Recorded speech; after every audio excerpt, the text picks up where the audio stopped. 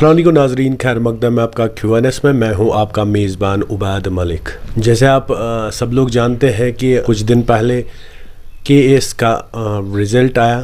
2018 का बैच था जिसका हाल ही दिनों में रिज़ल्ट आया और जिसमें कश्मीर के 70 बच्चों ने क्वालिफ़ाई किया और 70 बच्चों ने क्वालिफ़ाई किया। कश्मीर में खुशी, जम्मू एंड कश्मीर में खुशी की लहर दौड़ी और आज हम इसी सिलसिले में आए हैं कुलगाम के दिवसर एरिया में।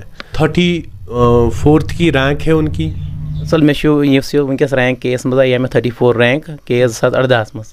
दरअसल इसमें बैकग्राउंड फैमिली बैकग्राउंड बिल्कुल ज़मींदार फैमिली पे वालिद सोब त ज़मींदारी करान और बैकग्राउंड सोरे गोडनिकी पे ज़मींदारी से और अल्हम्दुलिल्लाह बहुत खानदान गोडनिक मुलाजिम युस जन 2013 मज गो मे एजुकेशन डिपार्टमेंट क्लास 4 सिलेक्शन और 1.5 वरियस कर मे सह नौकरी और पत गई कह तम हालात गरस मज कि मे बासो ना यह मेरे खतर सिद कह पे गई ब्रदर से सिलेक्शन फॉरेस्टस मज और अल्हम्दुलिल्लाह गर पुक ठीक ठाक क्या तोतम वालिद सोबस तिम गई हेल्थ इशूज यूत काल तो यम तम रूद पे कमावस लायक और पे बड़िस बेतस पे सोरे गर और तमो लज तम सात जॉब लज मे कोर पे जॉब क्विट और बह लोगस सिविल सर्विस फील्डस कुन। तम पे कर मे कि मे कर प्रिपरेशन स्टार्ट मिड 2014 मज गोस बह हज कमेटी ऑफ इंडिया करान एंट्रेंस कंडक्ट प्रिपरेशन खतर मे दिस एंट्रेंस तम पे गो इंटरव्यू और बह गोस अल्हम्दुलिल्लाह सिलेक्ट। मे कोर मूव पे मुंबई तम कोचिंग वगैरह करना गाइडेंस करना कोचिंग फुल फ्लेज्ड गसान तत कह। तम पे गई जर्नी तथी स्टार्ट मगर अल्लाह ताला बदल मंजूर अत वन कि man propose and God dispose. तोड़ वतित गई मे कि हेल्थ इशूज डेवलप और मे पे तत सह प्रोग्राम अडल्युक त्रावन और तम पे वापस बे गर इलाज खतर यून। तम पे अल्हम्दुलिल्लाह रिकवरी गई पे कोर मे पन जर्नी स्टार्ट और तथ दौरानस मज गई मे गई selection residential coaching academy Jamia Millia Islamia तत गाइडेंस करान प्रोवाइड UPSC IAS KS खतर। तोड़ वत यु बह गोस मे यप साइड बाय साइड मे गर तसान कि फाइनेंशियल प्रॉब्लम गर वनकस चलान क्या वालिद Soban issues health issues complicated तम सात और उस ब्रदर सन कमाई आसान सह सफाइस करान क्या कि फैमिली क्या गए अत मज पूर सेटिस्फाई या फैमिली हज सारे नीड्स क्या गए सेटिस्फाई।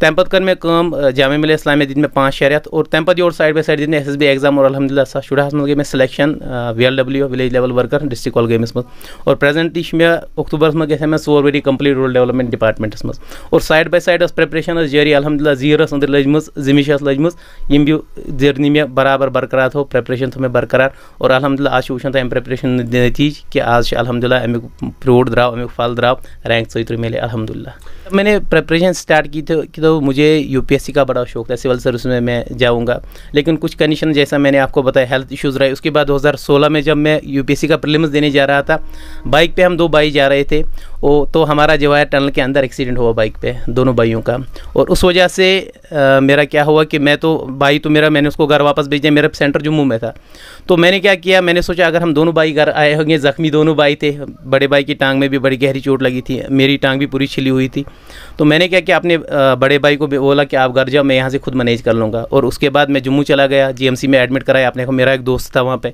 उसने मेरा टेक केयर किया और दूसरे दिन मैं उसी हालत में, जब मैं दूसरे दिन उठा तो मेरी पूरी टांग, मेरा पूरा लेफ़्ट साइड पूरा सूजा हुआ था रगड़ की वजह से। तो उसके बाद मैंने उसी हाल में प्री दिया, लेकिन उसके बाद मुझे UPSC नहीं हुआ उस साल मेरा प्री 2016 में। तो उसके बाद मैंने UPSC के बारे में सोचना छोड़ दिया। मुझे लगा कि नहीं, अब हालात कुछ ऐसे हो गए कि मैंने वो छोड़ दिया पूरा। और उसके बाद मैंने सीधा फोकस अपने स्टेट PCS पे किया और 2016 में मैंने मेंस लिखा, स्टेट PCS का नहीं हुआ। मैंने हिम्मत नहीं हारी, अल्हम्दुलिल्लाह घर वालों का भी सपोर्ट था, टीचर्स का, दोस्तों का, सबका सपोर्ट था मेरे साथ। तो 2018 में नोटिफिकेशन आई, मैंने फिर अप्लाई किया, प्री दिया, अल्हम्दुलिल्लाह हो गया, मेंस भी क्वालिफाई हो गया और फिर इंटरव्यू भी 21 तारीख को मेरा इंटरव्यू था और 21 तारीख को मैंने इंटरव्यू दिया। तो मुझे इंटरव्यू पे लगा कि अल्हम्दुलिल्लाह इंटरव्यू भी अच्छा गया, मेंस भी अच्छा गया और इस साल मैं एक्सपेक्ट अच्छा रिजल्ट कर सकता हूँ, जो कि कल 34 रैंक की सूरत में मुझे अल्हम्दुलिल्लाह मिल गया। कि अगर हम बात करें कि कितना पढ़ना पड़ता है, तो ये आपकी कैपेबिलिटी पे डिपेंड करता है, आपके अंदर पोटेंशियल कितना है, आप कैसे हो, आपकी इंटेलिजेंस कैसी है, आपकी पेशेंस लेवल कैसी है।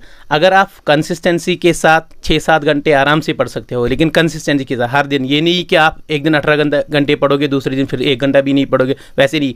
अगर आप कंसिस्टेंसी के साथ 7-8 घंटे या 6 घंटे भी आराम से मैनेज करते हो 1 साल, तो हो जाएगा। ये एक्चुअल में क्या हुआ कि मैंने आपको पहले भी बताया कि वालिद साहब की कुछ हेल्थ इश्यूज़ पहले से 1999 से लेके 2010 तक उनकी हालत इंतहाई ख़राब थी।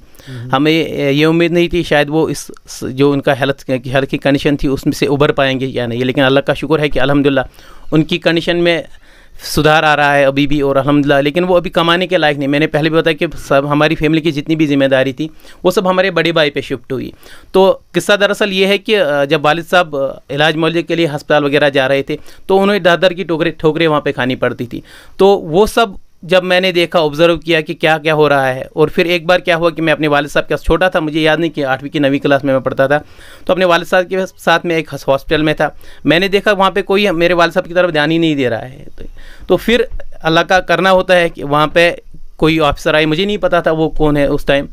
तो मैंने उनको देखा कि यार बड़ा प्रोटोकॉल मिल रहा है, उनको बड़ी इज्जत मिल रही है, हर कोई खड़ा, डॉक्टर सारे खड़े हो रहे हैं इनके सामने। तो जब मेरे दिमाग में वो बात बैठ गई कि मुझे पता करना है ये आदमी कौन है। तो जब मैंने मालूम किया कि ये आदमी कौन है, मुझे पता चला कि ये यार कोई केएस ऑफिसर है, शायद मुझे नहीं याद आज, शायद वो डीसी होंगे डिस्ट्रिक्ट के उस टाइम। तो उस वक्त मेरे जहन में ये बात खटकी कि यार मेरे वालिद साहब को कोई पूछ भी नहीं रहा था, हालांकि इनकी हालत इतनी ख़राब थी, लेकिन एक यहाँ पे केएस ऑफिसर आ गया, डीसी आ गया, तो उसको इतना प्रोटोकॉल मिल रहा है। तो वहीं से मेरे जहन में ये बात खटकी कि नहीं यार मुझे भी बनना है, मुझे भी गरीबों की मदद करनी। मैं ये होने नहीं दूंगा कि गरीबों को इतना सारा सहना पड़े और एक ऑफिसर को इतना सारा प्रोटोकॉल मिले। ये जो इनइक्वालिटी चल रही है मैं इसको ख़त्म करना चाहता हूँ। और दूसरी बात ये भी कि मुझे कुछ स्कूल में, जब मैंने पहले तो मैं एक पब्लिक स्कूल से पढ़ता था 8वीं तक, उसके बाद मैंने 9th 10th 11th 12th government higher secondary से पास किया है। तो मेरे हायर सेकेंडरी के दौर में मुझे एक ऐसे रहनुमा टीचर मिले जो खुद भी एडमिनिस्ट्रेटिव सर्विस की तरफ उनकी रग़बत थी। तो उन्होंने मुझे इस बात के लिए तैयार दिया। उन्होंने देखा कि इस लड़के में पोटेंशियल है, स्टूडेंट में पोटेंशियल है, तो उन्होंने मुझे नर्चर करना स्टार्ट किया, मेरी गाइडेंस करनी स्टार्ट की। और अल्हम्दुलिल्लाह उसके बाद मेरे बड़े भाई का सपोर्ट रहा, उन्होंने मुझे यूपीएससी की तरफ, जेकेपीसी की तरफ मेरी रग़बत बढ़ाई। तो इन सारे फैक्टर्स को मिला के, कुल मिला के मैं कहूँगा कि इतनी सारी कहानी मेरी है कि ये अंदर से, ये जो जिमिश थी, जो अंदर से ये खटका कि केएस बनना है, आईएएस बनना है, वो यही से स्टार्ट हुआ। जी, मेरी जो पहली 8वीं तक पढ़ाई वो हमारा एक लोकल स्कूल यहीं पे है, बिल्कुल 200 मीटर के फासले पे हमारे घर से, तो वहाँ से हुई। उसके बाद हमारे लोकल विलेज में ही एक higher secondary, government higher secondary school, तो वहाँ से मेरी 9वीं 10वीं 11वीं और 12वीं की पढ़ाई हुई। उसके बाद ग्रेजुएशन के लिए मैंने government degree college boys Anantnag join किया और वहाँ से मैंने 2013 में मेरा रिजल्ट आया, मैंने ग्रेजुएशन स्टार्ट की। और मैंने आपको पहले भी बताया कि 2013 में इमीडिएटली ग्रेजुएशन के बाद मैंने क्लास 4 की जॉब एजुकेशन डिपार्टमेंट में मेरा सिलेक्शन हुआ। 1.5 साल मैंने वो जॉब की और उसके बाद मैं ये सब चीज़ों में शिफ्ट हो गया सर। अपने गांव के लिए सबसे पहले मैं बताऊंगा, मेरे अपने गांव में अपने मोहल्ले का रोड ख़राब है, पहले उसको मैं देखूंगा कि उसका कुछ हो जाए, क्योंकि 20 साल से मैं देख रहा हूँ इस पर कोई काम ही नहीं हो रहा है। हमारा टाउन है, तहसील हेडक्वार्टर है, सारे रोड मैग्नामाइज्ड है, लेकिन ये वाला रोड बिल्कुल ख़राब पड़ा है अभी तक। इसकी आपने भी देखा होगा कैसी हालत है उसकी। तो इससे लोगों को बड़ी परेशानी हो रही है, क्योंकि पूरा जो हमारे बागात वगैरह है, खेत वगैरह है, पूरे गाँव के खेत इसी साइड में है ज़्यादा, और हमारे जो डेली रूटीन होता है बाग में जाना या डेली आना जाना, वो भी इसी रोड से होता रहता है। तो इससे लोगों को बड़ी प्रॉब्लम हो रही है। तो मैं पहला काम अपने गांव के लिए कहूँगी, इस रोड को डेवलप करूँगा। ये ऐसे तो मेरा इंशाल्लाह कोई ऐसा इरादा है नहीं, क्योंकि जहाँ पे मेरे रूट्स है मैं वहीं पे रहना पसंद करूँगा अल्हम्दुलिल्लाह। जहाँ पे मेरे भाई हैं, जहाँ पे मेरी लोकल सोसाइटी है, मेरे माँ बाप है, मैं उन्हीं के साथ कंफर्टेबल रहूँगा और उन्हीं के साथ रहना चाहूँगा आखिरी दम तक इंशाल्लाह। जी। रिश्वत कब से लेना स्टार्ट करेंगे? 4 साल से रूरल डेवलपमेंट में हूँ। सबसे बदनाम डिपार्टमेंट करप्शन के लिए हिस्ट्री आप पूछ सकते हो मेरे कलीग्स से। आज तक मेरे दामन पे अल्हम्दुलिल्लाह दाग नहीं लगा और आगे भी लगने नहीं दूंगा इंशाल्लाह। उनके लिए बस इतनी मैसेज है कि हिम्मत नहीं हारनी है, चाहे हालात कितने भी बिगड़ जाए। हमने बहुत कुछ देखा है कश्मीर में, लेकिन हमें हिम्मत नहीं हारनी है, हमें अपना हौसला बुलंद करना है और मेहनत करती रहनी है। अल्लाह मेहनत का फल दे देता है एक टाइम में। जी, एक्चुअल में हालात का वो तो असर तो हर किसी पे रहता है। जैसे आप देख लो कि हमारा मेंस जब ख़त्म हो तो उसके बाद आर्टिकल 370 उसका एब्रोगेशन हुआ, 35 है उसको रीऑपरेशनलाइज किया गया। तो हालात ने असर अंदाज किया है सबको, लेकिन हमें हालात से असर तो लेना है, लेकिन उस असर को अपने ऊपर हावी नहीं होने देना है। मैंने भी यही अल्हम्दुलिल्लाह ये फार्मूला यूज़ किया, हालात को अपने ऊपर हावी नहीं होने दिया और अल्हम्दुलिल्लाह आज मुझे अपनी मेहनत का इस पूरे हौसले का फल मिल गया है अल्हम्दुलिल्लाह। हद खुद ज़्यादा सठा खुशी अंदाज बनो खुशी मान रिश्तेदारन तई खुशी, मे गई खुशी, मान कोड़न पोड़न तई गई खुशी, सारे हमसायन पमसायन तई गई खुशी वारिया बुझता।